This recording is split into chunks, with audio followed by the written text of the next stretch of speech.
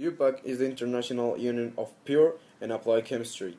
It is an association that is not affiliated with any government, and UPAC strives to advance chemistry in part by setting global standards for numbers, symbols, and names. After that, the rules of naming hydrocarbons and common hydrocarbons are very important because without them, we naming hydrocarbons and common hydrocarbons will be difficult, and many hydrocarbons and common hydrocarbons will have name. So this is important for naming hydrocarbons. Hi, today I'm going to talk about hydrocarbons. Hydrocarbons are any of a class of organic chemical compounds composed of only of the elements carbon and hydrogen. Also, this is the definition of hydrocarbons, and this is the main classification of the bonds. And these are the main classification. This is methane with his chemical formula. This is ethane, and this is hexane. And these are the structural formula that are represented by C and surrounded by hydrogens. And that's it.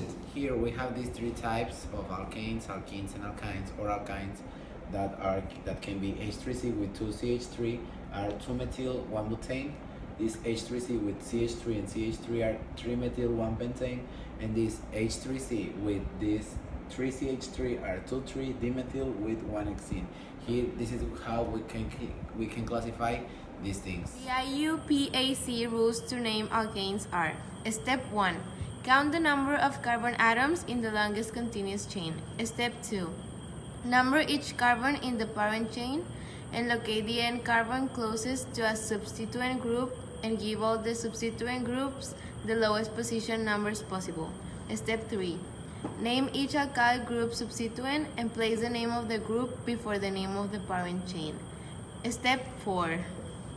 If the same alkyl group occurs more than once as a branch on the parent structure, use a prefix. It could be di, tri, tetra, and so on, before its name to indicate how many times it appears. Then use the number of the carbon to which each is attached to indicate its position. Step 5. When different alkyl groups are attached to the same parent structure, place their name in alphabetical order. Do not consider the prefixes di, tri, and so on when you are determining the alphabetical order. Step 6. Finally, write the entire name using hyphens to separate numbers from words and commas to separate numbers. Saturated hydrocarbons, its general formula is CnH2n plus 2, where n is equal to the number of carbon atoms in the alkane. They are called saturated because each carbon is bonded to 4 other atoms, and it has only single bonds. The names are derived from the Greek or Latin name for the number of carbon atoms and the suffix -ane.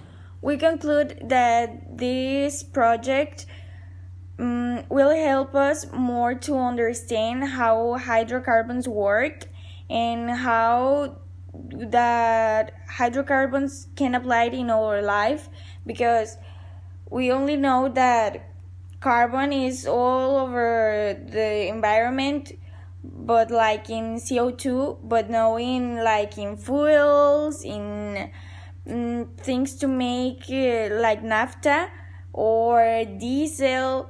I think this topic will help us more to relationate more in daily life. Okay, in my personal reflection, I think that with this topic that we just seen will help us to understand more about the hydrocarbons, their structural formulas, the definition, how it works, and some exercises that we see. And with this video, it will be more easier to understand the hydrocarbons and their corresponding functions. In my personal reflection, I think this video helped me more to understand how hydrocarbons work, how to name it, And I think that this is important in our daily life because hydrocarbons are all over the environment. And I in first when we start like organic chemistry, I was thinking like, oh, it's only carbon, and yes, it's only carbon, but it has like many other functions, no only to like feed plants. It has many other uses. Well, my personal reflection is that in chemistry class, I thought that it was more difficult to use the steps of the IUPAC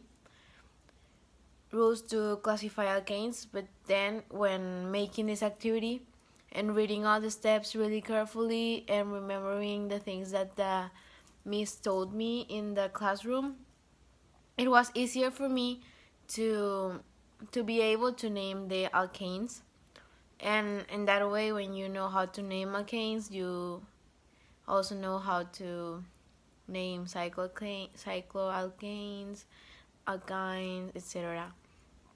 So I hope that with this video and with what I explained to you about these steps, you can understand better the topic and you can practice this at school to have good grades. Well, as a personal conclusion, I think that learning about this help us to understand more the topic, and for the exams and most exercise that we do, and it is important to know about this because we will know to name hydrocarbons and common hydrocarbons. Well, in my personal reflection, I really think this topic of hydrocarbons is pretty complex, but it's pretty interesting to know about the structure of the hydrocarbons, and I really think this will be a lot of help in the signature of chemistry in the next semester.